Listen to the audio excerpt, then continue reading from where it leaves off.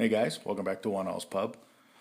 Well, as you can tell, it's kind of a special night here on the bar top in front of you. We have ZT limited edition box, dispensed with all the drama. You've read the title of the video, so you already know what we have here. The Zero Tolerance 0392. This is the certificate of authenticity that comes in all of them. This particular one is number 218, signed by the Chief Operating Officer of Kai USA Limited, Mr. Jack Igarashi, and of course Rick Hinderer of Rick Hinderer Knives, who designed the knife. Basically, this is a copy of his of Rick's Eklipse model. Get this out of the paper wrapping here, or the bubble wrapping here. And it's just dispensed with the whole box thing. Oh, geez, I took Bert out. Sorry, buddy. Crap. Too much stuff on too little space here, huh? I know. Sorry, man. Sorry. All right, let's get that up out of the way here. And let's talk about this knife. Like I said, it's the zero tolerance take on the Rick Hinderer Eklipse model, with one minor difference. Well, I take that back. With several significant differences, the most obvious being the blade shape. Currently, the Eklipse is only available in the Tonto blade shape, and this is more of a clip point with a little bit of a harpoon to it, maybe. Very cool blade shape. I actually kind of prefer this blade shape to the Tonto. I'm not a huge Tonto guy, as I've said on this channel before. When the Eklipse came out and that was the blade that they offered first, I was kind of like, well, I'm not probably going to get an Eklipse, at least not until they come out with some additional blade styles. And then when you saw this announced by ZT, I was very excited. Last year sometime I was very excited to see this, and to maybe pick one of these up if I could. Now, knowing they were going to be very limited, it was going to be a hit and miss kind of deal. And frankly, when these things were released, I wasn't on the stick and wasn't on the ball and did not get in on the buy from the few dealers that actually had them. I don't know how many of these they've made. I personally have not seen a number above 500 on them, but that doesn't mean anything. There could very well be 1,500 of them for all I know. I think the highest I've seen is in the high fours. But they do all have a zero leading. If you look at I can just show you on the blade here. They do all have on the serial number. They all have a leading zero. So presumably there could be 1,000 at least. I don't know. I do know that they are going to do a black wash version of this. I've seen pictures of that already, with bronze hardware. If they would come out with the two of these at the same time, I still probably would choose this one over the black wash. I love black wash, don't get me wrong, but this is the Hinderer working finish, and the working finish is a much coveted finish in the Hinderer herd, in the Hinderer world, and the opportunity to get one of these would override the attraction to black wash. And I do like I said, I like black wash, but I don't necessarily want it to be on every knife I have. And on this one, I would definitely choose this one over that. So I'm glad they chose to come out with this one first. Other notable differences between this and the Hinderer Eklipse are the lock bar insert, the stainless steel lock bar insert that Kai puts in all of their titanium frame locks now. Rick Hinderer, as a matter of fact, let me go grab my XM. Hold on. It's my XM18. Rick Hinderer does not put a lock bar insert in his, as you can see. It never has. Whether he ever will get around to doing that, who knows? His knives display zero stick, though. I mean, they don't. So he heat treats or carburizes the lock faces so well that they're really not required. So I doubt he'll start doing it. Zero Tolerance had some issues with some lock stick and whatnot, so they just solved the problem by going to this. So it's a good, definitely a good thing, and I actually really kind of dig it for longevity of the blade. longevity of the lock face. It's a nice addition to the format because it allows you just to replace that lock bar insert. Other notable differences between the zero tolerance version and the Hinderer Eklipse are the front scale. It's all titanium here on the zero tolerance. Hinderer just is only currently offering the Eklipse model in various G10 colors. I don't even think they have carbon fiber in it, just the G10s. So that's another very notable difference. Another notable difference, and probably the most significant difference, is you don't even see it. It's buried inside the pivot here, and that is the KVT ball bearing system of zero tolerances, or KAIs actually, because they do run it on some of their Kershaw models too. And that changes the personality of this knife as a flipper completely from an actual Hinderer. Hinderers have a completely different flipping approach, and I've been through that multiple times on this channel, so I don't have to go through it again. But they flip great as long as you flip them like they are intended to be flipped, which is either with push button or with preload the flipper. They're not light switch flippers. Even with the new detent, they don't pull switch, light switch very well. I could get it to, if I really stroke it hard, I can get it to, but that's not as nearly as excellent deployment as when I preload. On the zero tolerance, however, with this KVT system and a perfectly tuned detent for it, it is absolutely 100% a pull type. Just light switch this baby, and she rockets out. No issues at all. Perfectly smooth, absolutely rocket ship. You can light switch it too, and it comes out even harder, frankly, or you preload it and it comes out even harder there, but that's really not even necessary. It's truly a lazy man's flipper. Just stroke the flipper tab here, and out it comes. Very nice action, beautiful action, as a matter of fact. Those people who don't like the way that Hinderers flip will much more appreciate this, I'm sure. This is much more the modern flipper approach. And as I've said before, the Hinderer XM18 flipper approach is the old school flipper approach. I could go into stuff about that, but that's not the point. Point is, ZT has made a knife here that is pretty dang amazing. It's not only aesthetically beautiful, thanks to Rick Hinderer's design eye, but it's incredibly well constructed. There's zero blade play, up, down, side to side, nothing at all. Like I said before, just perfectly smooth. Flips like a freaking rocket. Has all the cool things: ball bearings, lock bar, stainless steel lock bar insert. Oh yeah, let's not forget this. Here's another very notable difference in the two knives. CTS 204P on the zero tolerance 0392. The Eklipse, you're going to get CPM S35VN. I'm a huge fan of S35VN, especially Rick Hinderer. He really does his S35 really well. That said, 204P is a wow. That's an awesome steel. I have it on my Southern, my Spyderco Southern, and I love it on that. So on here it would be fantastic as well. I am completely sure.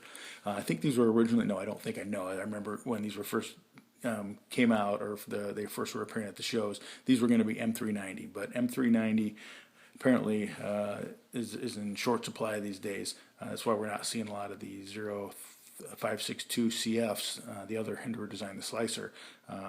You find them with the LMAX, the basic G10 models, but the carbon fibers that were supposed to be M390, you're just not seeing them, and I'm sure that's got to do with the simple fact that M390 is just not available. So I'm sure they're probably tooled up and trying to change that over to 204P as well. At least I hope they are, because I'd like to see those some more of those knives back on the market. At any rate, other notable differences are the thumb studs are somewhat different on the On the Eklipse, it's more the standard Hinderer thumb stud. Here it's more of a, it's really not a thumb stud. It's really a blade stop only. To thumb stud this open is, and my poor wounded thumb, as you can see, this is now a little over 2 weeks old. It's just starting to get a little bit better now, but it's still pretty tender, new skin under there. But to dig that, especially with this wounded thumb of mine, to dig in here and get this as a thumb stud deployment, pretty dang tough. I can do it left-handed. I can do it right-handed if my thumb wasn't injured. I can do it lefty a little easier here for you. But they're not meant for that. That's actually, you're not going to consistently do that in Spider, flicking them open like, you can take a XM18 and Spidey flick that all day long, no problem.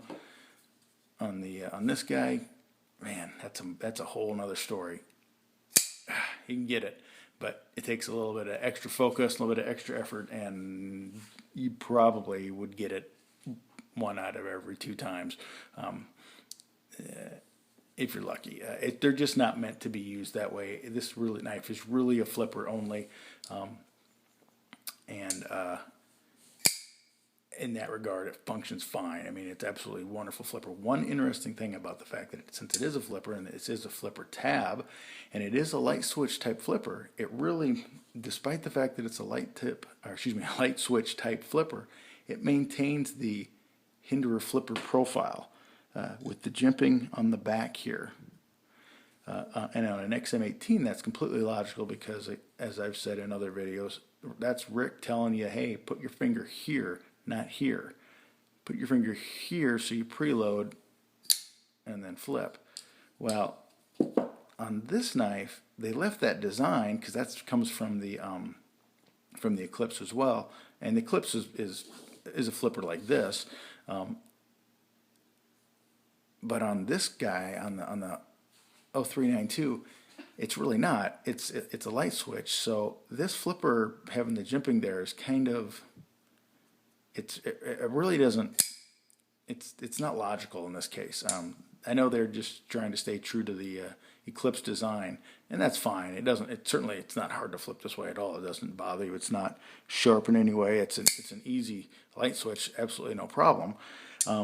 I almost just wonder if they shouldn't have just deleted the jimping. They could have left the shape, but just the jimping's just not necessary in this case because you're just not going to use it. You're not going to preload on this. You're just going to light switch. I don't know. Again, a minor thing, but it's just one of those design cues that I'm sure just got carried over from the Eklipse, but really doesn't have any logical function to it, whereas on the XM, it absolutely does. Again, you can't really light switch those that well. I mean, watch. Just a light pull, nothing. Just a light pull, it fires. So again, KVT, super strong detent. This has the new detent as well. If you reference my video on this, Bert, go ahead and post a link. I talk about that detent and a little bit of the modification I did to it just to make it a little bit more user-friendly for me. I'm more used to traditional Hinderer flipping, and I backed the detent off on this guy a little bit just to make him a little more user-friendly for me. But he's still got stronger detent than pretty much every other Hinderer I've ever had anyway. But regardless, the 392 is just a it's a factory custom is what they're calling it basically, and it's got Hinderer parts on it. This is made by Rick Hinderer. All these body screws are made by Rick Hinderer. They're titanium anodized. The pocket clip is a dead ringer. I mean, not a dead ringer. It's an exact. It is just a Hinderer clip. No ifs, ands, or buts. This one's bronze anode. This one's just blue anode. You do get three spots where you can put the tip or the clip. You can do tip up or tip down on the right, and if you're a lefty, you can only do tip up. What's kind of cool about that, and that's different from the Eklipse. The Eklipse does not have a lefty option. But what's neat about that is you do get an extra filler tab, so that's kind of neat. Whereas in the Hinderer, you just get the one filler tab. Right there. So, and that's true of the Eklipse and the XM both. Interestingly enough, these little guys here, and you get your anode standoffs here too, but they're not standoffs. And on an XM, these are just standoffs that slide over the female barrels here, and then the screw screws into the female barrel, and these just ride in here as spacers. Here on the XM, or excuse me, on the XM, on the 392, they are actually threaded, and these screws screw into the back spacers. So it's just a little bit of a different approach. I've never had an Eklipse in hand, but I'm 99.9% sure that's exactly the same with the Eklipse. Another interesting thing is that on the XM18, these are these are hex, and on here they're Torx. So you have little Torx screws. So it's just a little different. The pivot screw is basically the same. It may be a little different lengthwise and whatnot for this knife, although they're basically the same width. So this may well be just an XM18 pivot screw. Probably is. The back part of the pivot here, I imagine, is actually made. It is a little bit different looking. If you look at that versus that, it's a little bit different design. So I'm betting ZT makes that. So they make that, and then Rick supplies all the anodized titanium hardware for it. So you have, and he's going to sell a bunch of that stuff on the side as well. From his website, you're going to be able to buy non-anode and bronze anode and blah blah blah. So I'm sure that's all part of the marketing of the model, along with the Eklipse. They've kind of trying to piggyback on each other here, and that's just good marketing on Rick Hinderer's part and on Zero Tolerance's part. Just a great knife. If you were lucky enough to get one of these, from the at the retail price, you consider yourself very lucky. They've gone considerably higher on the secondary market. That said, that even that is fallen now and is cooling down to a more reasonable number now. And here's the funny thing: when I went off to get this, I actually didn't. Since I missed the chance of getting it at retail, I wasn't even going to try to buy one on the secondary market. And it was like, I'm not going to pay those prices, and whatever. I missed my boat. Oh well, no big deal. And I had no intention of actually getting one. One night last week, sometime I think it was, I was just cruising Blade Forums, and I saw, Blade Forums. It might have been, actually, I think it was USN. Anyway, I can never remember when I find stuff on. Anyway, I saw one of these pop up for sale. Clicked on it, boom. It was listed at $400, which is only $25, I think, over what the retail price was. That was unheard of for the secondary market. I popped on it immediately, said I'll take it, sent the guy a PM. I couldn't believe my good luck. He just posted it. Within a few minutes, I saw it. Nobody else had posted anything on it, had seen it. So I just said, hey, I'll take it. Sent him a PM, said, send me your PayPal. He did. I PayPal'd him the money. And then usually when you get a PayPal, when you do that back and forth, it's my experience that when you send the money, then you usually get a private message back saying, hey, I got it, blah, blah, blah. It's kind of telling you when he's going to ship it and stuff like that. I didn't hear back from the guy for like an hour and a half, which was a little odd. I wasn't worried about it, but it was different from my usual experience. About an hour and a half later, I get a private message from him saying that he'd been doing all of this on his phone, and in the process of doing that, he didn't realize that somebody else had actually said they'd take it first and sent him a PM without posting in the thread anywhere, and blah, blah, blah. Long story short, he felt obligated to sell it to that guy because that guy had beaten me by a couple of minutes. Well, at this point, I'd already given the guy my money, and he'd had it in his hand for, an hour and a half. So I was of the opinion that he had my money, that was my knife, and that he had to give it to me. But that wasn't the way he saw it, and he was said he's going to refund my money. And sell it to the other guy. Draw your own conclusions. That said, after he did refund my money, and he was cool enough then to, ironically, to gift me an additional $40 back to kind of compensate me for the hassle. So what can you say? That's just cool. So thank you very much. And he sold the knife to someone else, and I went off but hunting again. But the point was, is I wasn't really looking for this knife when I found that for sale thread. It was just there and too good a deal to not jump on. So I did. Then it got ripped out from underneath me, and I lost it in kind of a strange set of circumstances. And then I felt cheated out of it, and then I was like, now I had this like desire to have one. Now I really wanted it.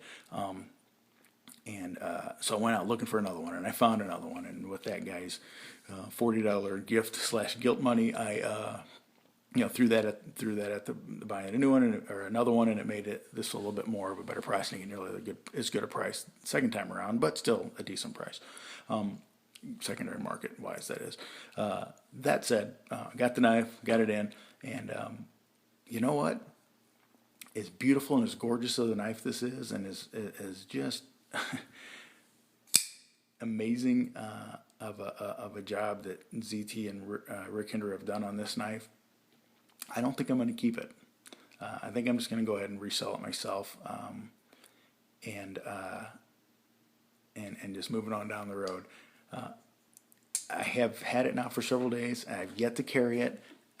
It has just sat in my Pelican case and fondled like this, and I'm filming this video with it, but that's it. I'm taking a couple of pictures of it the day I got it and stuck it on Instagram, but that's it. You ask why? Because clearly this is an awesome knife, and here's the best answer I can give. It's not the knife's fault. I think that I'm just suffering from a little bit of Hinderer fatigue. I've been pursuing Hinderer knives now for the last, 2 or 3 years, nonstop, and have bought and owned several of them. And I think I'm just burned out a little bit. I just want to do something else. I want to try some different stuff. And while this is certainly different than an XM18, it's in that, I don't know, it's just still a Hinderer in many ways. I just didn't connect with it for whatever reason. And it's crazy. I'm probably going to regret it. But I'm going to go ahead and sell it and move it on down the road. And I had my time with it, and I certainly got a chance to enjoy it, and it is very much an enjoyable knife. Great ergonomics. I think I prefer the Hinderer, the XM18s Ergos though, all around. If I had to pick one that was better, probably this. My hand is so familiar to this though that it could just be there could be a built-in bias there, but this is certainly great ergos though. There's absolutely no doubt. All around, again, it's not the knife's fault. It's an amazing knife. It's got all the cool knife, all the stuff the cool kids have on knives nowadays: lock bore insert, ball bearing, pivot, super detent, super steel, titanium, anodized hardware, titanium scales, stone washing. It's what modern knife making. It is production wise. I know it's factory custom, but it's still a production knife. It's kind of it's reaching towards the pinnacle of what modern knife manufacturing is. Not necessarily in quality and all that. The quality on it's fine, but I'm just saying it's got all the latest and greatest technology in it. It's got all the tricks and the cool marketing gizmos and all that kind of stuff. Not that they're bad. I don't mean that in a pejorative way. I mean literally, this knife is state of the art, cutting edge production knife, marketing, engineering, design, and manufacturing. And that's a good thing.